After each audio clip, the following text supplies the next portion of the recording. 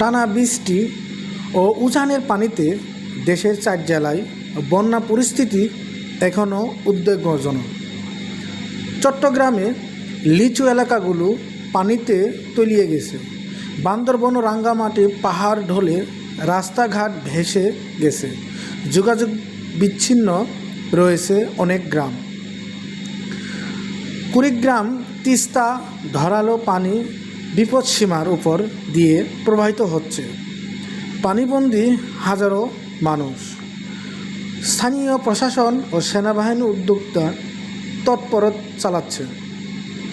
আবহাওয়া অধিদপ্তর জানিয়েছেন আরও 2 দিন ভারী বৃষ্টির সম্ভাবনা রয়েছে।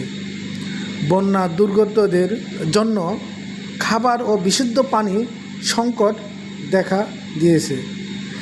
MRJ টিভি নিউজে এর প্রতিবেদনরা ঘটনাস্থল থেকে সরাসরি আপডেট জানিয়েছেন।